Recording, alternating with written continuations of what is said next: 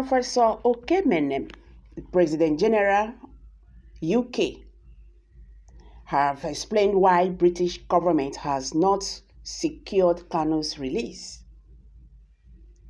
Professor Joe Ukemenam, the President General of Ohanaeze in the United Kingdom, has explained why it has been difficult for the British government to facilitate the release of the leader of the indigenous people of Biafra, Mazi Nnamdi Kanu. In an interview with Lawrence, he also dismissed insinuations that Ohanaeze did not do enough in securing the buy-in of other regions for an Igbo presidency in 2023. Some have said that the Igbo have been sabotaged with the non-election of Southeast candidates as presidential candidates of both the APC and PDP. Do you agree? He asked. To confirm such statement, we require better and quality detailed information to substantiate it. One of the problems in Nigeria is that such a statement could be true, but proving it to be a quality international standard is the challenge. Looking at the way news and events have played out, it is easy to conclude that the Igbo have been sabotaged during the primaries, especially looking at the departure of Mr. Peter Obi from PDP and the inability of any Igbo man to win at the APC primary. But they could be, and there are other factors and reasons why the Igbo were not making it to the top. Such obvious ones refer to money politics, which I understand was key in Peter Obi's departure. Others refer to the inability of the Igbo to come together to sponsor an Igbo candidate, although in APC, Amaechi came a respectable second. This could imply that if more was done and done collectively by the Igbo, that they could not have tipped the balance. Amaechi even beat the vice president, and that should be seen for what it is.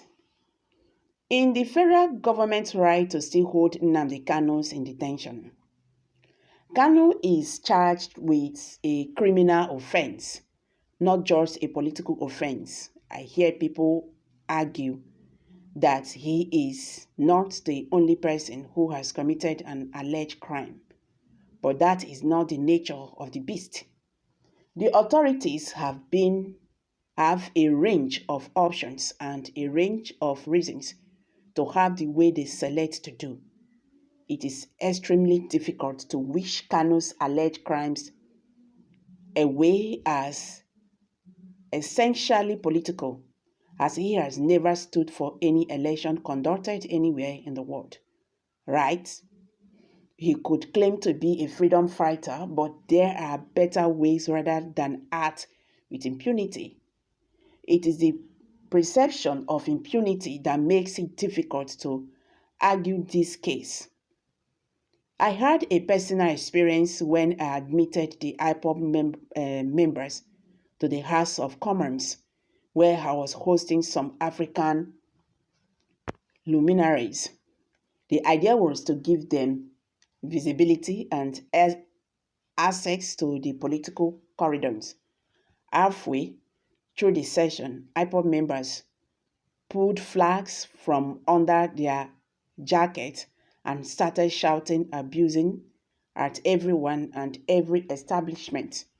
The British responded with arms drawn, thinking there was a terrorist attack on the building. I received a warning from the British authorities as a result. The federal government has support around the world on this matter, and that shows you the difference between Kalu and Mandela. So even if federal government is treating him as a political prisoner or prisoner of conscience, it will be hard for the federal government, as pressure from external countries may not support that.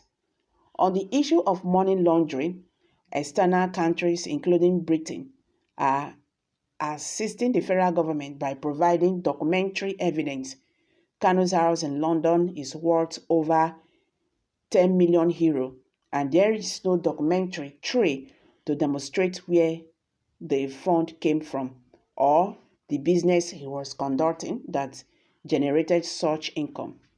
No evidence of tax returns or national insurance contributions, etc. All these frustrated our efforts in the UK to get members of parliamentary to intervene.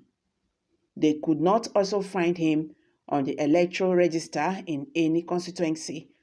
At least that is what they told us as reasons and challenges intervening. With this and others, the federal government is under no real push to hasten consideration for his early release. Instead, President Buhari insists that he must face the full weight of the processes. The comparisons people made with other agitations in custody or otherwise are not the same if you look at the details, which is what the law does in situations like this. Even if the court order is released today, President Buhari may still hold him back under his powers. That is the nature of the situations.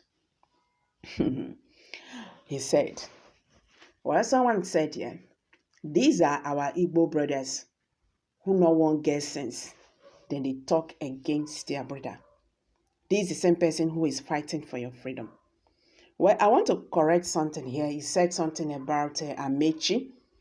Amechi being an Igbo man. Amechi did not come as an Igbo person, for the presidential bid or whatever. Amechi claims that he's from the South.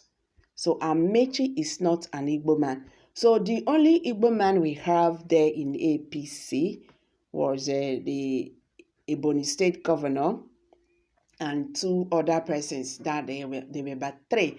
So Amechi should not be counted among these. Then talking about Mazi Nnamdi Kanu conditions, he should also understand that the UN have ordered the Nigerian government to release him unconditionally and also pay him compensation. So guys, I'm dropping it here. Kindly share your thoughts below the comment section. Thank you very much for always having you here.